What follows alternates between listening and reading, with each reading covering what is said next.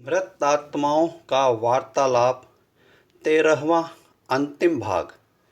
मृत्युलोक के मानवीय रिश्तों की झलक में हमने हर तरह का रंग देखा। एक ये भी रंग देखा कि हृदय परिवर्तित इंसान बदल के कितना अपने मानवीय गुणों के कारण शहर भर में अपना नाम कमाता है, और एक रंग ये भी देखा कि पत्नी और बेटा कैसे घड़ियाली आंसू बहाते हैं। पुनर्जन्म के आधार पर पूर्व जन्म की माँ ने इस जन्म की पोती के रूप में कैसे अपने पुनर्जन्म के मकसद की पूर्णाहुति प्राप्त की, ये भी हमने समझा। अब हम अंतिम महत्वपूर्ण वृत्तांत के लिए आइए देवलोक चलते हैं। ऊपर देवलोक में प्रथम क्रमांक पर पहुंच चुका देवता जब अपनी अंतिम अवलोकन यात्रा में भ्रमण पर निकले तो बाकी 98 देवताओं के साथ सभी को ईश्वरीय आदेश था पृथ्वीलोक से आई एक आत्मा को उनके दरबार में पेश करने का। अवलोकन यात्रा के अंतिम पड़ाव पर जब सभी पहुंचे तो विस्मय के साथ उस प्रथम क्रमांक के देवता ने अद्भुत नजारा देखा। अरसे से इंतजार में बैठा उनका बड़ा पुत्र और बस पृथ्वीलोक से अभी आया ही हुआ उनका छोटा बेटा, दोनों आपस में गले मिल रहे थे। राम भरत मिलाप का सा दृश्य था।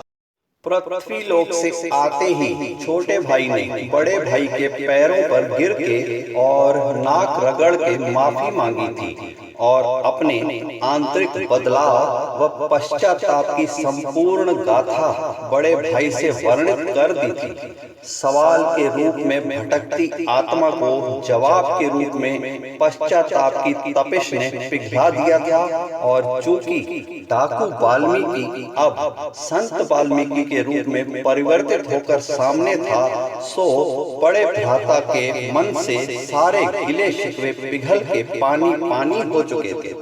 राम भरत मिलाप का दृश्य ज्यादा देर तक नहीं चला, क्योंकि देवताओं को अभी पृथ्वी से आई इसी आत्मा को दरबार में सम्मान पूर्वक लाने का आदेश था, क्योंकि उसकी पूरी विधि के साथ देवता के चोले में वर्णी होगी। सो सारे ही 99 अदृश्य देवता अब उस छोटे भाई को नजर आने लगे। सभी देवताओं ने उसे उसके ऊपर ईश्वर की कृपा दृष्टि की जानकारी दी और उसे साथ चलने का आग्रह किया। एक बार फिर बहुत अरसा पहले का दृश्य दोहराया गया। उस बड़े भाई को मालूम पड़ा कि उसके पिता की ही तरह उसके छोटे भाई को भी देवताओं की अलंकृत पोशाक से सुशोभित करके पुष्प वर्षा के साथ ईश्वर के दरबार में ले जाया गया। किस ईश्वरीय गणित से ऐसा हो रहा था, इस पर सवाल नहीं उठाया जा सकता। ईश्वर की मर्जी पर ये दखलंदाजी होगी। अब दृश्य ये था कि वो आत्मा एक बार फिर उस शून्य वातावरण में अकेली पड़ गई। वो फिर ध्यान मुद्रा में बैठने की तैयारी करे या फिर उसके गुम हो जाने का मौका बने, उसके पहले तो शायद ऐसा होना बाकी था कि उसे दूर से आती एक स्त्री आकृति दिखी। उसकी आशंका सही निकली। वो उसकी धर्मपत्नी ही थी जो अब देवलोक में पहुंची थी।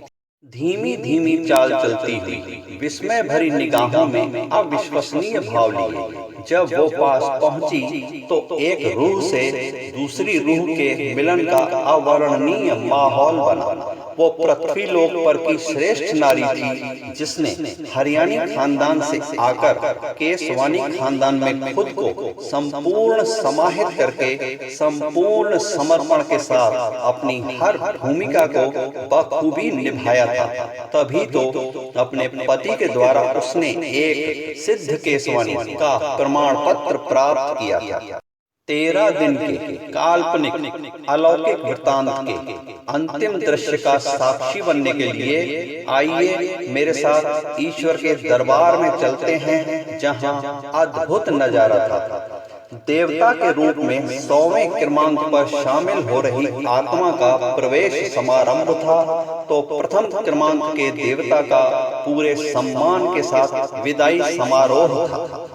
दोनों ही देवता नजरें मिलने पर प्रथम तो प्रसन्न हुए, पर फिर 100वें शामिल हो रहे देवता की नजरों में क्षमा याचना के भाव उभरे और चेहरे पर आत्मग्लानि के भाव प्रकट हुए। संपूर्ण हाव भाव में करुण रस झलक रहा था, पूरे चेहरे पे वेदना थी।